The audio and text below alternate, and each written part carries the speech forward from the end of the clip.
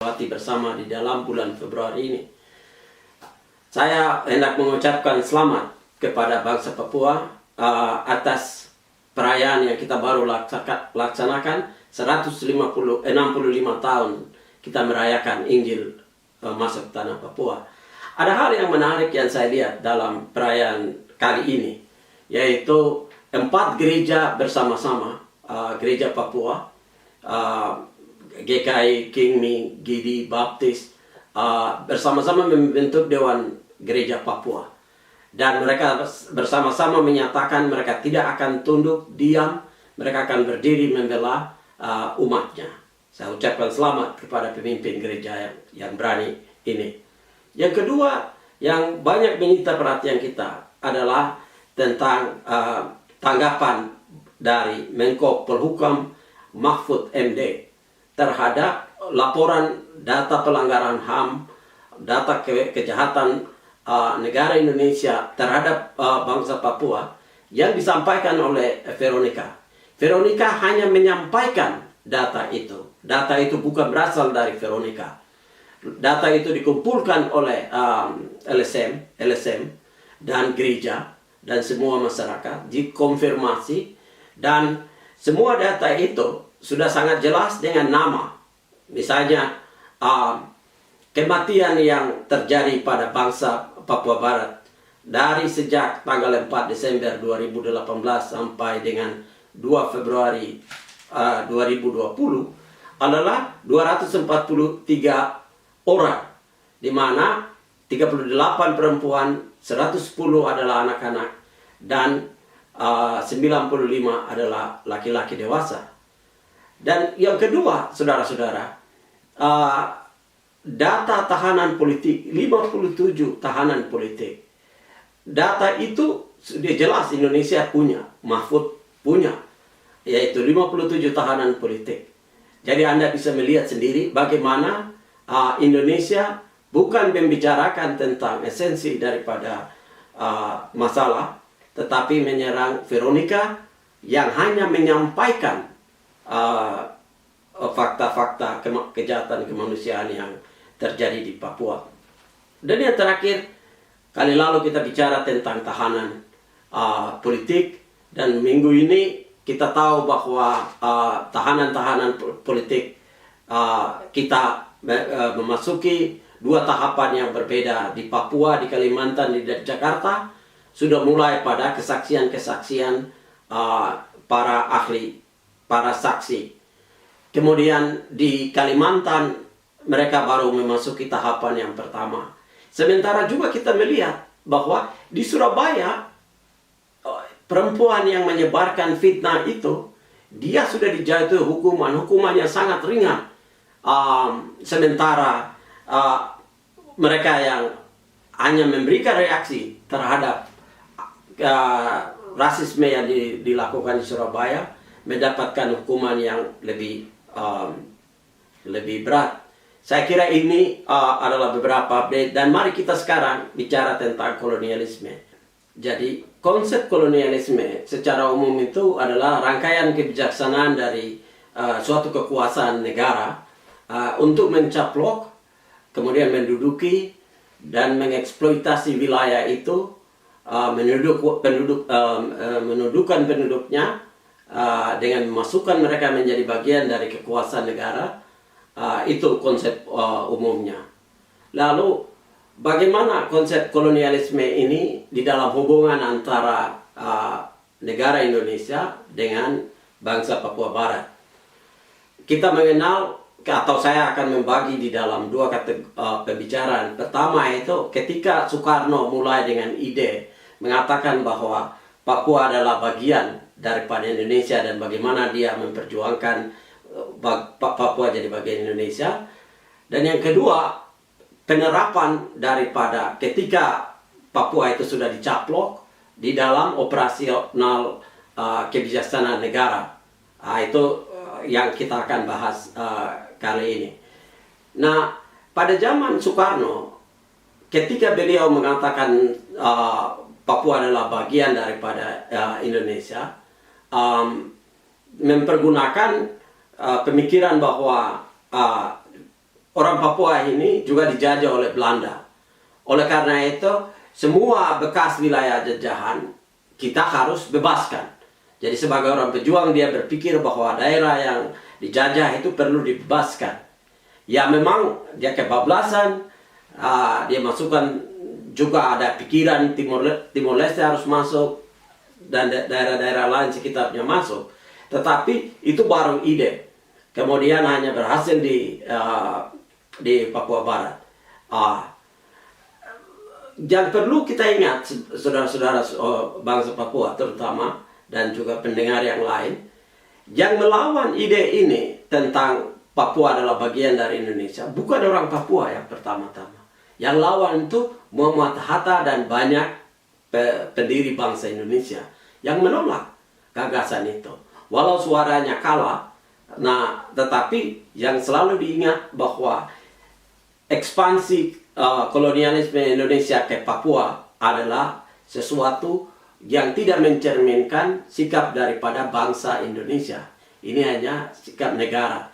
Nah, mari kita lihat sekarang kepada bagaimana kita alami selama beberapa presiden Indonesia. Kita mulai dengan masa Presiden Soeharto. Beliau ini memang yang dari awal ketika jadi pasukan Mandala, kemudian memimpin operasi dengan Ali Murtopo dengan operasi khusus. Mereka menjabarkan, memastikan pada tahun 60-an itu Papua menjadi bagian dari Indonesia dengan menghalalkan segala cara. Waktu itu Soekarno sudah di penjara pada akhir 60-an. Jadi Soeharto ini mengoperasikan semua itu dengan menghalalkan segala cara. Itu pada saat dia mulai dengan Pepera. Nah, yang lebih jahat lagi yang dia lakukan, yang kita alami, adalah dengan prinsip itu tadi, prinsip bagi kolonial, kamu bersama kami atau kami hancurkan kamu. Kita ingat Ali Murtopo juga mengatakan kalau kamu perlu tanah, kamu silakan saja minta kepada Amerika atau cari yang baru mendarat di bulan, biar mereka cari kamu di sana atau di Pasifik Selatan. Jadi prinsipnya Papua ini bagian dari kamu, kami punya tanah. Nah, dan itu dia mendapatkan dukungan yang luar biasa dari Amerika. Mulai dengan tahun 58 itu kebijaksanaan Amerika adalah memperkuat militer untuk menindas rakyatnya sehingga Amerika bisa lebih mudah mengontrol untuk kepentingan ekonomi dan kekuasaan. Kolaborasi antara Soeharto, Orde Baru dengan pemerintah Amerika dan beberapa pemerintahan luar negeri ini untuk mengeksploitasi sumber alam yang ada di Papua. Maka yang pertama dilakukan oleh Soeharto adalah bahwa mereka habiskan itu partai-partai yang ada di Papua. Pemimpin-pemimpinnya ditangkap, mereka masukkan ke penjara. Segala simbol Papua itu dihancurkan. Jadi yang pertama mereka hancurkan itu adalah politik. Jadi tahanan politik ini kita semua alami di mana-mana, bukan hanya Eliezer Bonai saja yang ditahan atau para pemimpin partai-partai di Jayapura, tetapi rakyat kecil juga dibantai begitu banyak, kita alami semua. Nah, itu tindakan awal yang dilakukan kolonial Indonesia yang sampai hari ini praktek ini tidak berubah sampai hari ini. Itu menunjukkan bahwa Indonesia adalah bangsa kolonial. Kemudian kebebasan berpendapat sama sekali tidak ada dari awal. Media dikontrol, wartawan dibantai, aktivis dipenjarakan. Kemudian kita lihat misalnya berikutnya itu adalah pemimpin politik itu dibantai semua. Tidak ada satu pemimpin Papua Barat yang selamat. Bahkan gubernur-gubernur yang adalah notabene pejabat Indonesia saja itu dipenjarakan dan dibantai. Pilihannya hanya satu. Kalau mereka yang melawan Indonesia, maka dia dihabiskan. kita lihat Gubernur Bonai bagaimana dilakukan. Kita lihat si Yap Salosa juga mati secara misterius. Dan yang terakhir itu kita tahu misalnya Barnabas Suwebu dipenjarakan. Nah, dan sekarang ada berita bahwa Lukas NMB itu juga akan ditahan karena dia berani lawan terhadap kebijaksanaan Jakarta. Nah, itu sikap operasi daripada kolonial di Papua. Kita lihat di dalam bidang ekonomi, Indonesia mempergunakan pasal 33 Undang-Undang Dasar 1945, di mana mengatakan bahwa tanah dan segala isinya itu dikuasai oleh negara demi kepentingan rakyat banyak. Siapa rakyat banyak? Tentu bukan Papua. Karena Papua itu adalah bukan rakyat Indonesia, itu daerah jajahan. Maka mempergunakan pasal ini, tanah-tanah dirampok, dikuasai oleh negara. Dan negara mempergunakan tanah itu untuk program pemerintah, misalnya transmigrasi, atau negara kasih tanah itu kepada investor-investor asing untuk menguasai tanah itu.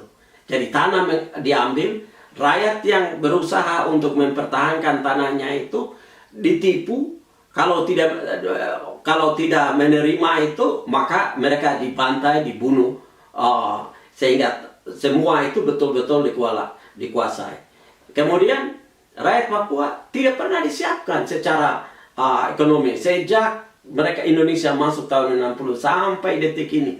Tidak pernah ada satu pelatihan pembinaan terhadap pengembangan sumber daya orang Papua untuk bisa mampu bersaing. Tetapi mereka hanya dikorbankan, dihancurkan. Satu contoh saja, mama-mama yang berjuangkan mereka punya pasar di Jayapura itu hanya untuk pasar, sebuah bangunan pasar saja. Ini Joko Widodo, dia bilang nanti saya bangun mama-mama. Apa yang ini perlu lebih dari 3 tahun untuk membangun sebuah bangunan pasar saja. Ini pasar bangunan ini. Sesuatu yang mudah sekali. Tinggal kasih kontraktor bangun. Dan kita melihat itu. Kemudian ketika Gubernur NMB barusan ini dalam bulan ini meminta supaya semua pengusaha kepala dinas harus memberikan proyeknya kepada anak-anak Papua, dia sama sekali tidak digubris. Karena semua proyek itu permainan langsung Jakarta untuk bangun tanah, proyek jalan di Nduga saja itu langsung dari luar masuk, sehingga gubernur mengatakan ya kami tidak tahu apa yang Jakarta mau buat di dalam pembagian saham dengan Freeport dulu. Orang umum itu sama sekali tidak diakui sebagai pemilik sah daripada tanah itu, sehingga diberi beberapa persen, sama sekali tidak diakui. Itu hanya Indonesia dapat 51%, Indonesia kasih Papua 10%. Nah, itu bidang ekonomi. Orang Papua betul-betul tersingkir, tanah diambil, semua dirampas, dan sekarang hidup dari belas kasihan Indonesia, yaitu dengan kasih beras orang miskin. Beras orang miskin ini sebetulnya sangat menghancurkan secara mendasar orang Papua, karena orang Papua lalu menjadi pengemis, hanya menunggu makanan yang datang dari luar. Sementara kualitas makanan itu, beras itu setara dengan untuk ternak di Jawa. Nah, jadi ini bidang ekonomi. Kemudian bidang keamanan lebih parah di sini. Tentara ini dibiarkan Papua ini mereka kuasai seperti tempat pembantaian, tempat untuk berlatih bagi anak-anak tamatan akabri, dikirim ke sana suruh latihan perang-perangan. Jadi ini bukan latihan perang, tapi perang yang mereka ciptakan supaya kadet-kadet yang baru lulus ini itu bisa melatih. Itu satu. Yang kedua, karena Papua itu alamnya begitu kaya, daerah itu diciptakan konflik, sehingga aparat keamanan itu bisa mengumpulkan uang keamanan dari perusahaan-perusahaan.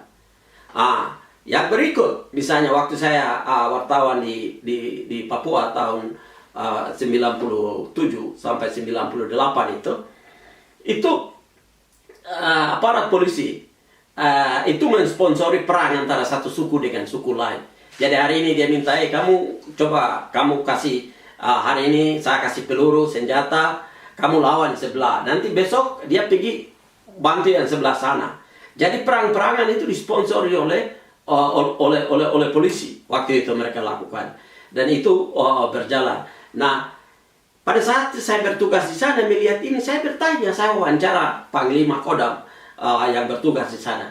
Saya bilang, Bapak, saya dengar bahwa tentara itu kalau operasi, kalau dia bunuh orang Papua, dia tinggal kasih telinga, potongan telinga sama jari kepada komandan untuk kasih tahu, Bapak, saya baru tembak OPM. Kemudian dengan bukti itu tentara ini diberikan penghormatan, penaikan pangkat.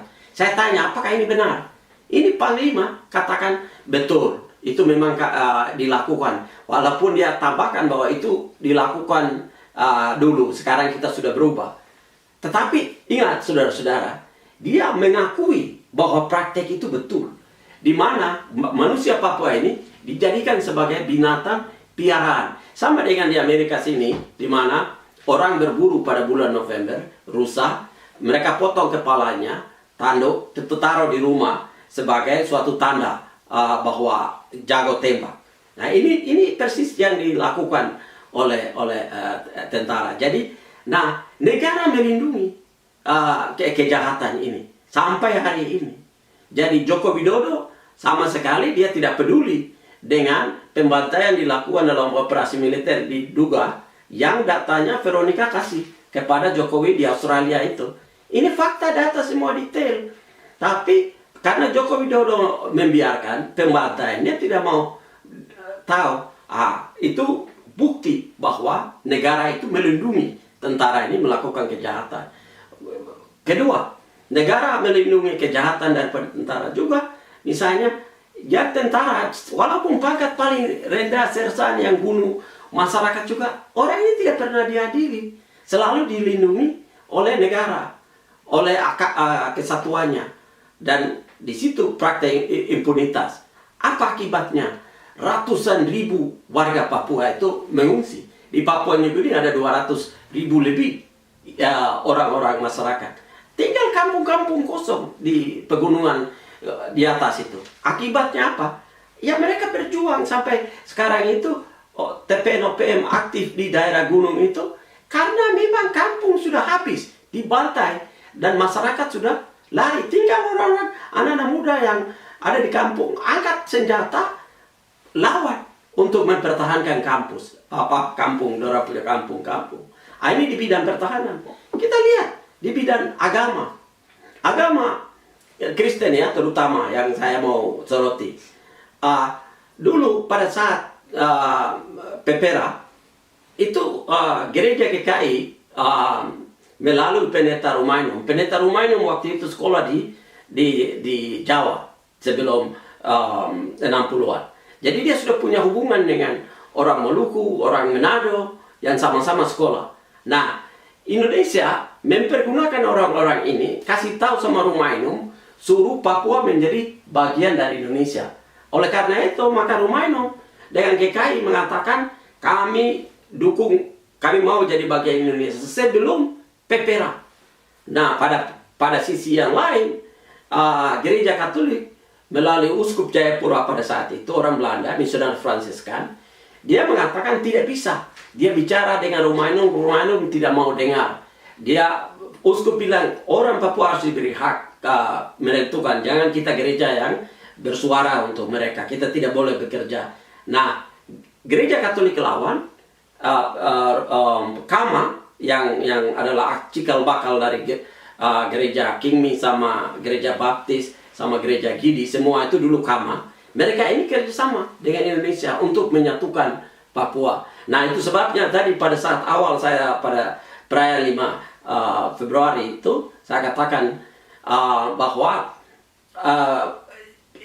gereja agama itu, terutama gereja-gereja Protestan yang gereja Papua mereka sebutnya, ini baru menyatakan kemerdekaannya, yakni mengatakan bahwa kami bentuk gereja Dewan Papua, Dewan Gereja Papua, artinya hubungannya dengan PGI menjadi putus, dan mereka berafiliasi dengan Gereja Pasifik untuk memperjuangkan ketidakadilan. Ini yang menarik dari gereja. Pada saat yang bersamaan, ketika gereja Protestan bebas, gereja Katolik melakukan tindakan yang lebih gila, yaitu menyatakan bahwa 100% gereja Katolik adalah 100% Katolik dan 100% Indonesia. Proses nasionalisasi dilakukan di sana. Oleh karena itu tidak ada satu anak pun negeri Papua yang uskup. Semua uskup itu pendata. Karena apa? Supaya Papua, gereja Katolik itu bisa menjadi kaki tangan dari kolonial, dan tidak ada anak negeri yang bersuara tegas tentang keadilan, justice yang terjadi di Papua. Tidak ada satu uskup yang bicara. Uskup John Saklil yang bicara saja, dia mati misterius. Ingat itu, dia mati misterius. Yang paling mengerikan itu di bidang budaya. Bagaimana Indonesia berusaha menghancurkan eksistensi bangsa. Jadi pertama, identitas sebagai nama Papua tidak boleh. Kemudian kebudayaan yang segala sesuatu yang betul-betul murni kebudayaan itu dilarang, dibantai.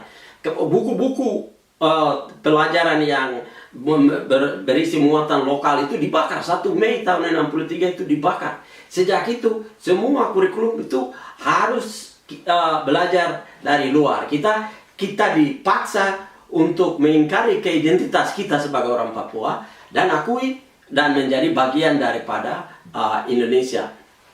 Dan proses kebudayaan penghancuran secara luar biasa ini juga ditambah lagi dengan mobilisasi penduduk melalui transmigrasi, lalu yang memenuhi sehingga orang Papua ini semakin tersingkir. Kemudian pemerintah juga sengaja membiarkan aneka macam penyakit. Mereka bilang itu karena orang Papua tidak tahu mengurus diri, primitif, dan mereka membiarkan sehingga secara alami banyak sekali orang-orang yang mati. Jadi kebudayaan sebagai budaya, identitas maupun eksistensi itu betul-betul dihancurkan. Jadi kalau kita melihat ya dari operasi militer, perampokan atas sumber daya alam, kebudayaan, pendidikan yang dihancurkan, kesehatan yang sangat tidak diperdulikan, semua ini sudah sangat memperjelaskan memberikan indikasi yang kuat bahwa bangsa Indonesia ini sedang menghancurkan kita melalui slow motion genocide. Dan laporan genocide ini sudah banyak yang sudah mengeluarkan. 3 universitas mengeluarkan, lembaga HAM mengeluarkan. Jadi data-data fakta itu ada, genocide yang sedang kita. Ini yang kita hadapi. Oleh karena itu Indonesia di level internasional itu hanya bisa membantah sebagaimana yang mereka lakukan. Mereka tidak bisa berani buka untuk membuka esensi persoalannya, membicarakan buktinya saja. Misalnya Ketua Komisi HAM PBB walaupun sudah diizinkan dan diminta oleh Forum Pasifik Selatan, tidak pernah diizinkan masuk ke Papua. Itu untuk melindungi, menutup bahwa bangsa Papua ini dengan prinsip tadi, bersama kamu ikut kami atau kami hancurkan kamu. Prinsip kolonialisme itu yang dipakai dan dipraktikkan Indonesia sampai hari ini. Demikian edisi Papua Bicara kali ini. Terima kasih, sampai kita jumpa kali berikut.